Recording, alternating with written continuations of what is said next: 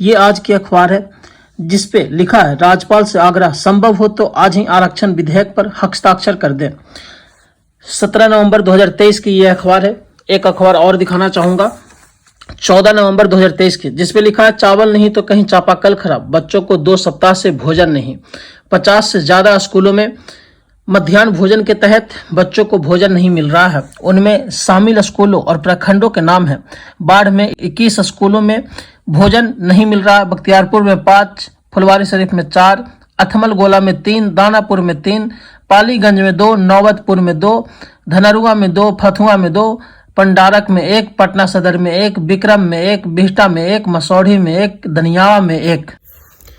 मैंने जो आपको दोनों तस्वीरें दिखाई, उन दोनों तस्वीरों को दिखाने का एक मकसद है। एक तरफ तो बिहार सरकार आरक्षण विधेयक को पारित करने के लिए उत्तेजित हो रही है, जितना जल्दी हो सके उसे लागू करने के लिए उत्तेजित हो रही है। वहीं दूसरी तरफ इसी बिहार के सरकारी स्कूल में 50 ऐसे स्कूलों हैं जिसमें मध्याह्न भोजन योजना के तहत बच्चों को भोजन नहीं दिया गया है। क्या ऐसे बनेगा बिहार सशक्त? क्या ऐसे दलित सशक्त बनेंगे? बिल्कुल नहीं। सरकार लोगों को, जनता को मूर्ख बनाने का काम कर रही है, उसके अलावा और कोई काम नहीं कर रही है। आरक्षण देना ही है तो शिक्षा में आरक्षण दीजिए, ऐसी शिक्षा व्यवस्था बनाइए, ऐसी स्वास्थ्य व्यवस्था बनाइए कि हम लोगों को आरक्षण की जरूरत ना पड़े। हम लोग आरक्षण के तहत नहीं, अपनी काबिलियत के तहत अपने पोस्ट पर पहुंचे। सरकार 2 समुदायों के बीच में ऐसी रेखा खींच देना चाहती है कि वो समुदाय आपस में कभी जुड़ ना सके, अपर कास्ट लोअर कास्ट के बीच में उलझे रहे और बिहार की तरक्की और अपनी तरक्की को ना देख पाए। बिहार की सरकार पिछले 30 सालों में आखिर कर क्या रही है? 30 सालों में ना उनसे शिक्षा व्यवस्था की सुधार हुई, ना अस्पतालों की सुधार हुई। आपने कई सारे वीडियो फोटोज देखे होंगे कि बिहार के सरकारी स्कूलों की और सरकारी अस्पतालों की क्या स्थिति है। और सरकारी स्कूलों और सरकारी अस्पतालों में कौन जाते हैं?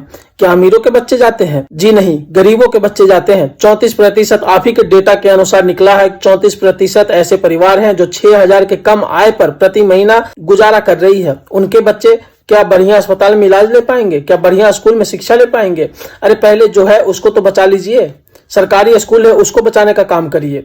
सरकारी स्कूल की व्यवस्था ठीक करवाइए कि उनको आरक्षण की जरूरत ना पड़े। वो अपनी काबिलियत पर सबको पछाड़ते हुए आगे निकले। ये होता है सशक्त का मतलब। आरक्षण कोई सशक्ति का मतलब नहीं है। आप 2 समाजों के बीच, 2 समुदायों के बीच एक ऐसी रेखा खींच देना चाहते हैं कि आपस में कभी मिल ही न सके। बिहार में 63% महिलाएं और 69% बच्चे आज भी कुपोषण के शिकार हैं।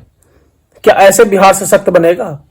आप आरक्षण की बात करते हैं। अरे क्यों मूर्ख बना रहे हैं साहब? लोगों को, जनता को मूर्ख बनाना बंद कीजिए ना। पहले इन तमाम जो कुपोषित महिलाएं और बच्चे हैं, इनका हेल्थ व्यवस्था तो ठीक करवाइए, इनका तो कोई उपचार करवाइए। आपके जो है स्कूल में मध्याह्न भोजन योजना के तहत भोजन नहीं पहुंच रहा, उसका व्यवस्था तो ठीक करवाइए।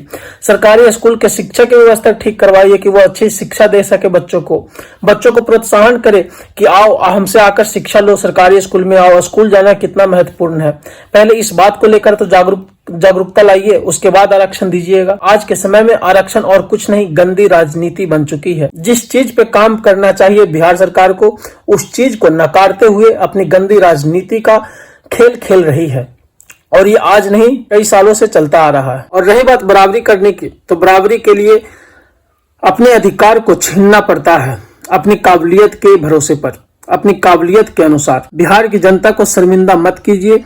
उनको आरक्षण की आवश्यकता नहीं है। उनको ऐसे सशक्त बनाइए, ऐसी व्यवस्था दीजिए कि वो खुद अपने पैरों पर खड़ा हो और अपनी हिस्सेदारी को खुद छीने। लेकिन आप लोग ऐसी व्यवस्था नहीं बनाएंगे, क्योंकि अगर ऐसी व्यवस्था बना दी तो उसमें आपका कोई योगदान नहीं होगा। बिहार की जनता कहेगी कि हमने अपने बलबूते पर किया है। वाहवाही कैसे लूटेंगे कि बिहार के लोगों को आरक्षण मैंने दिया है? आरक्षण और कुछ नहीं है। सिंपल आसान भाषा में समझे तो आरक्षण वो चीज है जो सरकार अपने पिछले 30 साल के कार्यों को छुपाने की कोशिश कर रही है। क्योंकि पिछले 30 साल में उन्होंने अगर स्वास्थ्य और शिक्षा पर ध्यान दिया होता तो आज आरक्षण की आवश्यकता ही नहीं पड़ती।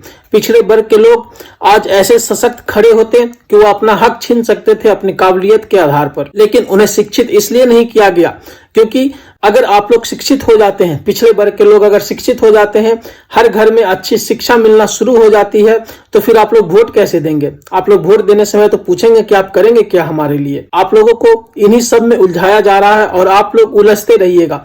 बिहार का उत्थान ना तो कभी किसी ने कर पाया है और ना ही तो कोई कर पाएगा। बिहार का उत्थान इसलिए कोई नहीं कर पाएगा क्योंकि आप लोग इन चीजों से उठकर आगे आना ही नहीं चाहते हैं। आप लोग समझने को तैयार ही नहीं है कि बिहार में किस तरह का बदलाव चाहिए।